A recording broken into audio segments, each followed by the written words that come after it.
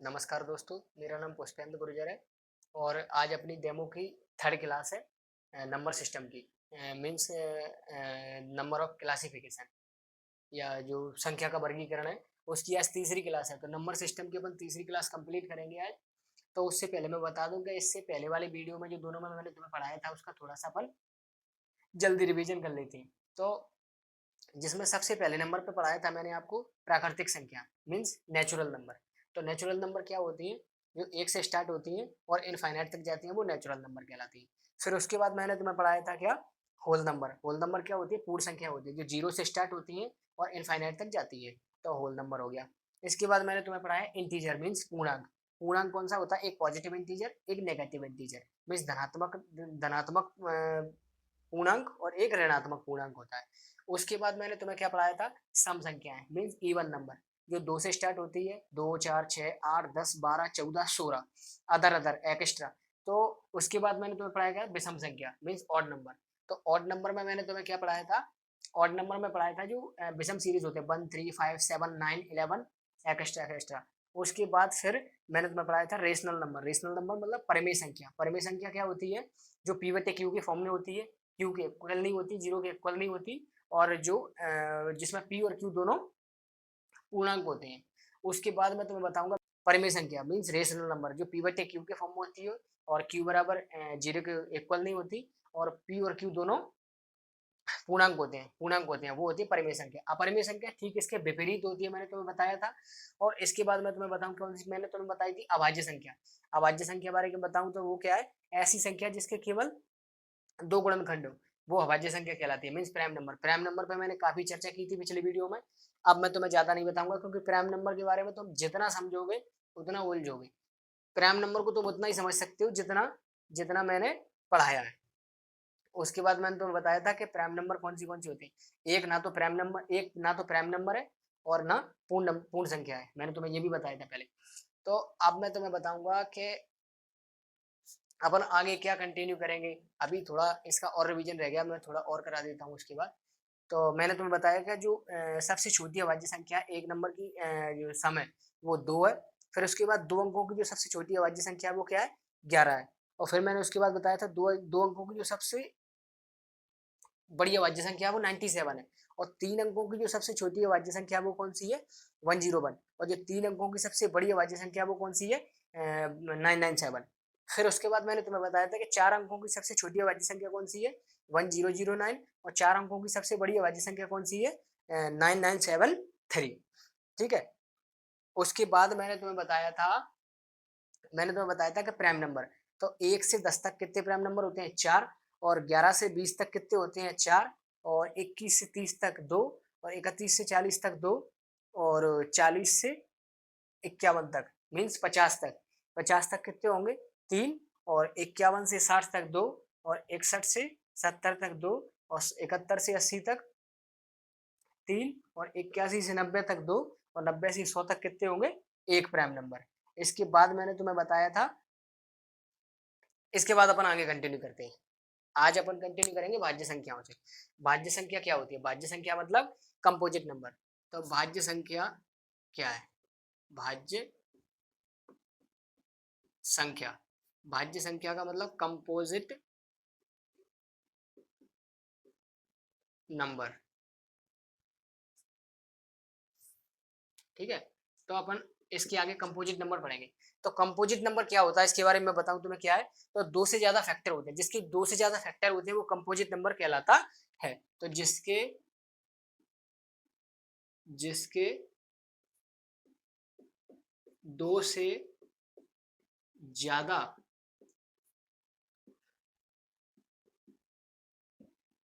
Factor हों, composite number कहलाता है।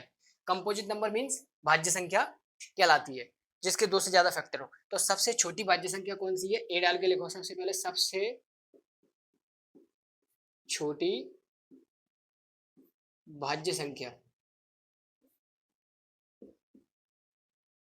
जो सबसे छोटी भाज्य संख्या वो कौन सी है? तो 4 है। और जो सम सीरीज में समझ लो, सम सीरीज में जो सबसे छोटी भाज्य संख्या है वो 4 है, और जो सबसे छोटी विषम भाज्य संख्या वो कितनी है? 9 है। सबसे छोटी विषम भाज्य संख्या बराबर कौन सी है? 9। ठीक है, तो भाज्य संख्या क्या है? कंपोजिट नंबर क्या है? जिसके दो से ज्यादा फैक्टर हो तो कंपोजिट नंबर कहलाता है। तो सबसे छोटी भाज्य संख्या कौन सी है? 4 है, और जो सबसे छोटी विषम भाज्य संख्या है वो कौन सी है? 9 है। इसके बाद मैं तुम्हें बताऊं कि एक ना तो भाज्य संख्या है, नोट डाल के लिख लो, नोट डाल के, कि एक ना तो भाज्य संख्या है और ना ही प्राइम नंबर है।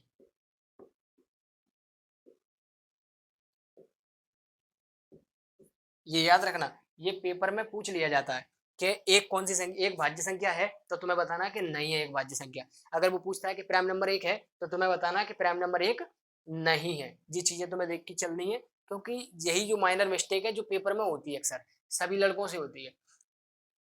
इसके बारे में अगर सीख के चलोगे तो तुम आगे रहोगे। ठीक है, उसके बाद मैंने तुम्हें पढ़ाई थी वास्तविक संख्या क्या होती है। वास्तविक संख्या मीन्स रियल नंबर, वास्तविक संख्या, रियल नंबर। अब बताऊंगा मैं तुम्हें कि वास्तविक संख्या क्या होती है, रियल नंबर क्या होती है।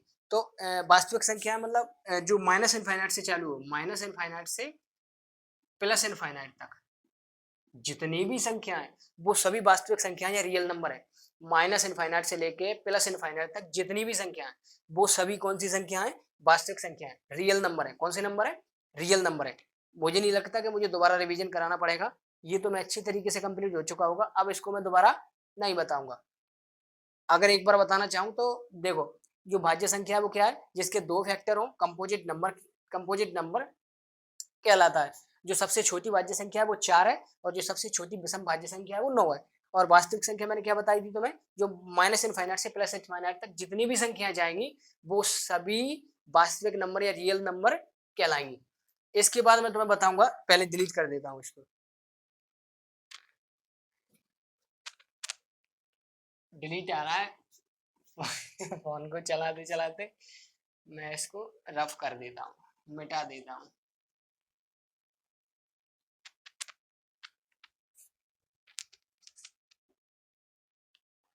इसके बाद है काल्पनिक संख्या, मीन्स इमेजिनरी नंबर। इसके बाद पढ़ेंगे अपन काल्पनिक संख्या। काल्पनिक संख्या, इमेजिनरी नंबर। लिखने से ही पता चल रहा है कि इमेजिनरी नंबर क्या होता है, जिसे अपन इमेजिन कर सके, ओनली अपन इसकी कल्पना कर सके, उसका कोई वास्तविक अस्तित्व तो नहीं है, उसकी ओनली अपन कल्पना कर सकते हैं, इसलिए इसे काल्पनिक संख्या या इमेजिनरी नंबर कहते हैं। तो ये हमेशा रूट में होगा और माइनस में होगी।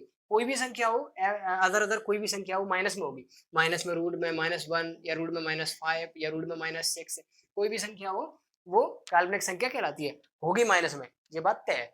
ठीक है, इसके बाद मैं तुम्हें पढ़ाऊंगा कौन सी? सहभाज्य संख्या, यानी कि कोप्राइम नंबर। कोप्राइम नंबर पढ़ाऊंगा इसके बाद। ठीक है, सह अभाज्य संख्या को प्राइम नंबर। तो कोप्राइम नंबर क्या होते हैं? जिसमें कुछ भी कॉमन ना हो, वह सभी संख्याएं सहभाज्य संख्या कहलाती है।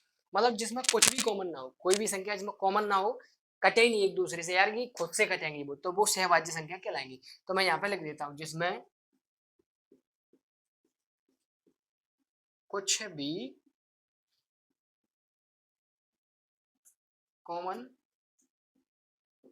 ना हो वो सहभाज्य संख्या कहलाएंगी। अगर मैं एग्जाम्पल के तौर पर बताऊं इसमें, तो एग्जाम्पल लिख लीजिए। एग्जाम्पल के तौर पे 2 3, ठीक है, और 5 7 और 11 13, ये सभी सहभाज्य संख्या है, मीन्स को प्राइम नंबर है, को प्राइम नंबर है जिसमें कुछ भी कॉमन नहीं है। तो मैं भी दिख रहा होगा। अगर मैं तुम्हें क्वेश्चन पूछूं क्या तुम मुझे बता सकते हो? ये बताओ कि 7 और 63 ये को प्राइम नंबर है या नहीं है? कमेंट में बताना मुझे कि 7 और 63 को प्राइम नंबर है या नहीं है। ठीक है, और इसके बाद फिर मैं पढ़ूंगा, इसके बाद मैं तुम्हें आगे लेके चलता हूँ। ठीक है, तो कमेंट में तुम क्या बताओगे? कमेंट के लिए मैं तुम्हें दूसरा क्वेश्चन दे दूंगा। 7 और 63 को प्राइम नंबर नहीं है, क्योंकि 7 से 63 कटता है, और मैंने तुम्हें बताया था कि जिसमें कुछ भी कॉमन ना हो, 7 और 63 में ये कॉमन है जो 7 से डिवाइडेबल है, इसलिए ये सहभाज्य संख्या नहीं है। ठीक है, इसके बाद अपन आगे चलते हैं।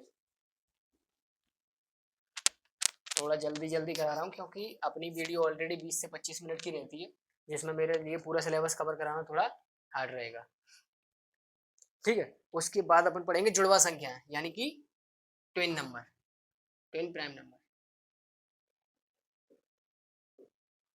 जुड़वा संख्या मीन्स ट्विन नंबर, जुड़वा संख्या यानी कि ट्विन नंबर। ऐसे प्राइम नंबर होते हैं जिसमें 2 का गैप होता है, ऐसे प्राइम नंबर जिनमें 2 का गैप होता है। तो ऐसे प्राइम नंबर जिनमें कितने का गैप होता है?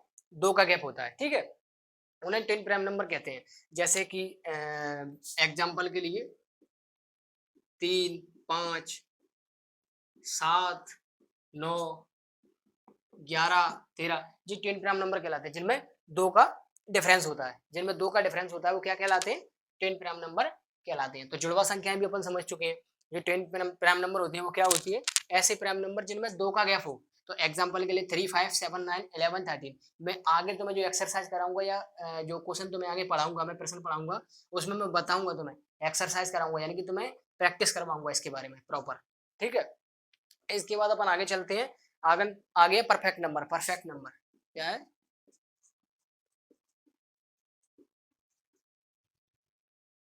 Perfect number, perfect number, perfect number का मतलब क्या है? तो ऐसी संख्याएं जिसके गुणनखंड के योग परफेक्ट नंबर के इक्वल नहीं होते, परफेक्ट नंबर के इक्वल नहीं होते। जैसे कि मैं एग्जांपल के लिए 6 को ले लेता हूँ, तो 6 के जो गुणनखंड है वो 1 2 3, 6 नहीं होगा इसका, ये परफेक्ट नंबर है।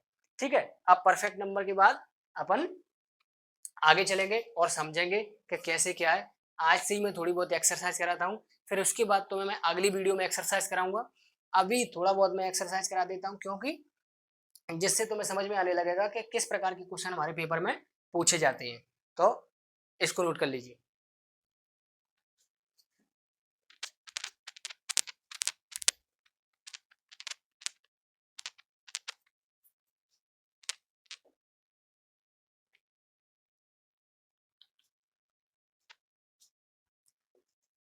मेरा पहला क्वेश्चन है कि काल्पनिक संख्या के बारे में। क्या है कि कौन सी एक काल्पनिक संख्या है, बताना मुझे।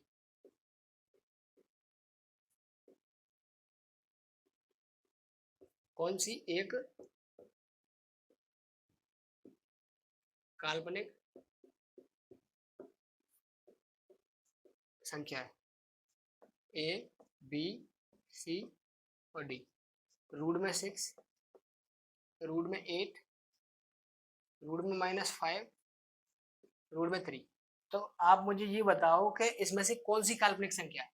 काल्पनिक संख्या मैं तुम्हें पढ़ा चुका हूँ, इमेजिनरी नंबर होता है वो मैं तुम्हें पढ़ा चुका हूँ ऑलरेडी। तो ये आपको बताना है कि इसमें काल्पनिक संख्या कौन सी है, इमेजिनरी नंबर कौन सा है, मीन्स जिसे अपन कल्पना करते हैं ओनली। मैंने तुम्हें बताया था कि जिसमें अपन कल्पना कर सकते हैं उसे अपन महसूस नहीं कर सकते। जी है -5, -5 है काल्पनिक संख्या। ठीक है, तो कौन सी प्राकृतिक जो कौन सी एक काल्पनिक संख्या है जो मैं तुम्हें बता चुका था। और इसके बाद अपन आगे कंटिन्यू करते हैं।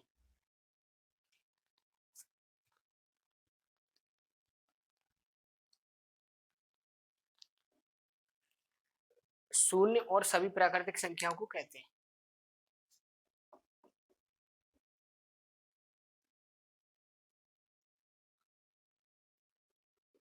शून्य और सभी प्राकृतिक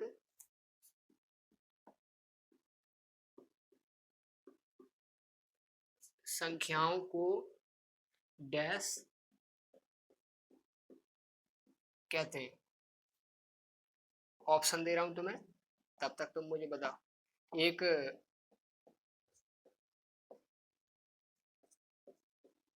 सहभाज्य संख्या,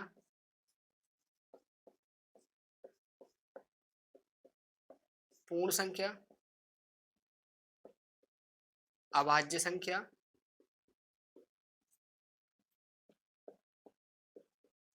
परिमेय संख्या।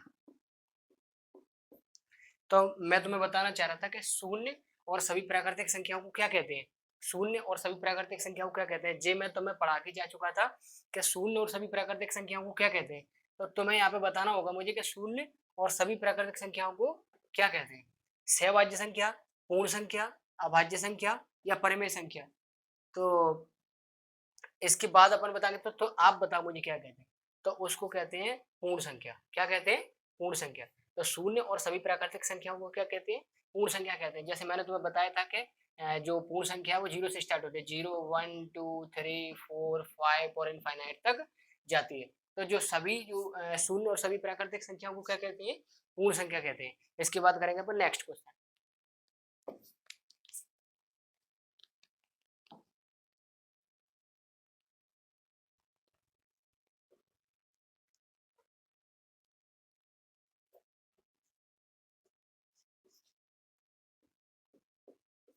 दो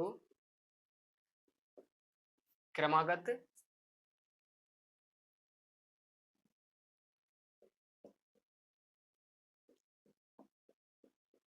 विषम संख्याएं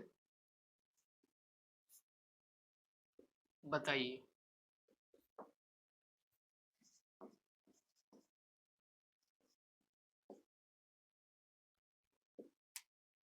1 और 5, 2 3, 11 15, 13 और 11। तो दो क्रमागत विषम संख्या बताइए। जो क्रमागत विषम संख्या है बताइए मुझे कि कौन सी क्रमागत विषम संख्या है। तो 1 और 5 क्रमागत विषम संख्या नहीं है, क्योंकि 1 और 3 होता है अगर क्रमागत होता है। क्रमागत का मतलब होता है लगातार लगातार। 2 और 3, 2 और 3 कैसी है? क्रमागत विषम संख्या है। 11 और 15 है नहीं है, 13 और 11 नहीं है। तो 2 और 3 जो है जो क्रमागत विषम संख्या है। कैसी संख्या है? विषम संख्या है।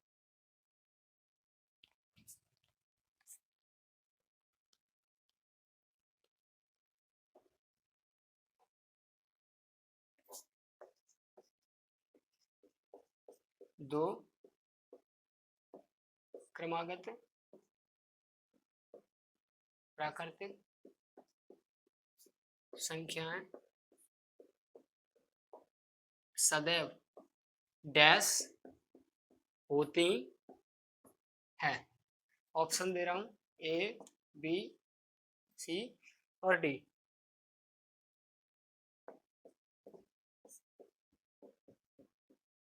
सम संख्या,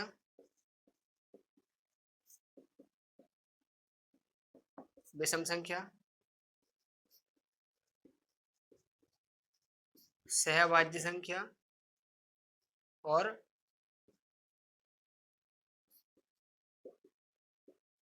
भाज्य संख्या। तो आप बताइए कि दो क्रमागत प्राकृतिक संख्या सदैव क्या होती है। तो जो दो क्रमागत प्राकृतिक संख्या सदैव क्या होती है ये तुम्हें बताना है। तो दो क्रमागत प्राकृतिक संख्या सदैव क्या होती है? सहभाज्य संख्या होती है। जैसे मैं दो क्रमागत प्राकृतिक संख्या बताऊं, जैसे 1 2 3 4 5 6 7 8 ऐसे ऐसे करके इनफाइनाइट तक जाती है। कौन सी? प्राकृतिक संख्या। प्राकृतिक संख्या सदैव इनफाइनाइट तक जाती है। तो मैं तुम्हें बताना चाह रहा हूँ कि जैसे मैं 1 और 2 को उठाऊं तो ये कैसी हो गई? सहभाज्य संख्या हो गई। 3 और 4 को उठाऊं, 5 और 6 7 8 ETC किसी भी उठाऊं वो सभी सहभाज्य संख्या कहलाएंगी। ये आप अच्छी तरीके से जानते हैं। इसके बाद अपन करेंगे नेक्स्ट क्वेश्चन।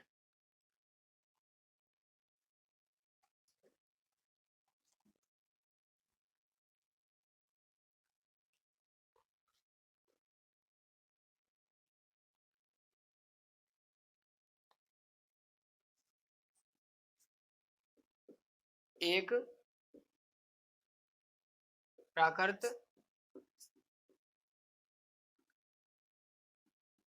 संख्या को दूसरी प्राकृत संख्या से भाग देने पर क्या प्राप्त होता है। वैसे तो मुझे ऐसे क्वेश्चनों के ऑप्शन नहीं देने चाहिए, लेकिन फिर भी मैं तुम्हें ऑप्शन दे रहा हूं ताकि तुम्हें बताने में आसानी हो। तो ए, बी, सी और डी। तो एक होता है परिमेय संख्या,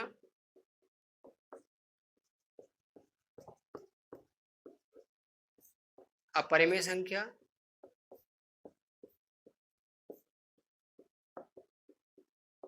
सम संख्या और विषम संख्या। अब बताओ, एक प्राकृतिक संख्या को दूसरी प्राकृतिक संख्या से भाग देने पर क्या प्राप्त होता है। तो एक प्राकृतिक संख्या को दूसरी प्राकृतिक संख्या से भाग देने पर हमेशा परिमेय संख्या प्राप्त होती है। कैसे? जैसे 2/3 का भाग दूंगा मैं, तो 2 में 3 का भाग दूंगा तो, और 3 में 2 का भाग दूं या ETC कुछ भी दूं, तो एक क्या होगा, परिमेय संख्या प्राप्त होगी। क्यों? क्योंकि ये P/Q के फॉर्म में है। मैंने तुम्हें शुरू में बताया था कि P/Q के फॉर्म में होगी, वही परिमेय संख्या होगी, मीन्स रेशनल नंबर होगा। इसके बाद अपन आगे चलते हैं।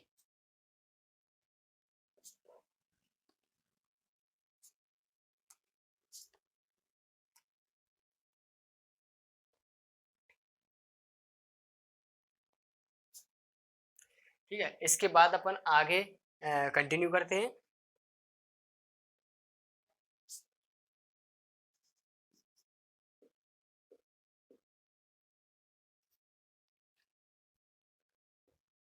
निम्न में से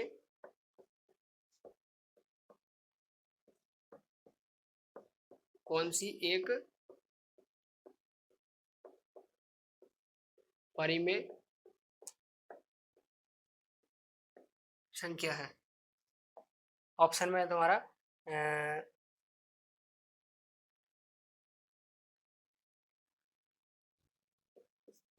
1/2, बी 0.2, 3.2, -√3। अब बताओ इसमें से कौन सी एक परिमेय संख्या है। इसमें से परिमेय संख्या कौन सी है, आप मुझे बताओगे। तो मैंने तुम्हें बताया था कि जो 1/2 यानी कि P/Q के फॉर्म में, और जो संख्या P/Q के फॉर्म में होती है वही कौन सी होती है, परिमेय संख्या होती है। परिमेय संख्या होती है जो संख्या P/Q के फॉर्म में होती है। तो P/Q के फॉर्म में जो भी संख्या होती है वो सभी कौन सी संख्या होती है, परिमेय संख्या होती है। परिमेय संख्याओं के बारे में मैं तुम्हें बताया था बार कि P/Q के फॉर्म में होना चाहिए, ये शर्त थी परिमेय संख्या की। ठीक है, उसके बाद अपन कंटिन्यू करते हैं यहां से। प्रत्येक अभाज्य संख्या में डैश गुणनखंड होते हैं। प्रत्येक अभाज्य संख्या में डैश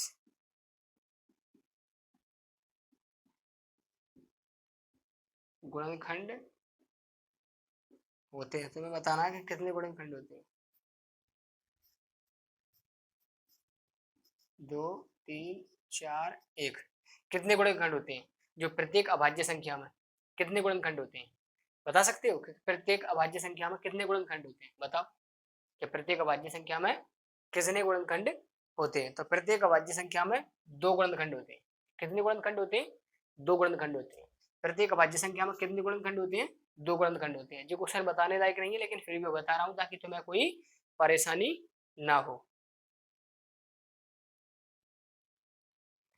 एक क्वेश्चन और मुझे याद आ रहा है जिसे मैं तुमसे पूछना चाह रहा हूँ, जो मैंने अभाज्य संख्या में तुम्हें पढ़ाया था।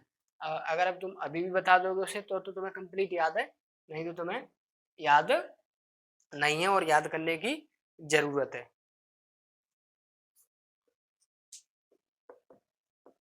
3 अंकों की सबसे बड़ी अभाज्य संख्या है।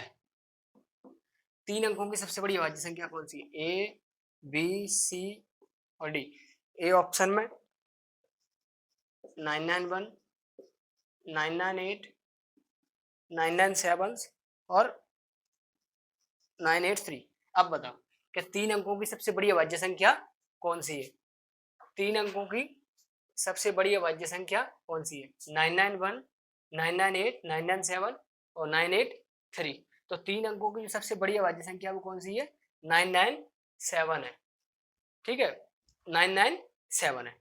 तो ये क्वेश्चन मैं तुम्हें घर के लिए दे रहा हूँ, ये तुम मुझे कमेंट बॉक्स में बताओगे। ठीक है, ये तुम्हारे लिए होमवर्क है और इसे तुम्हें कमेंट में बताना ही बताना है।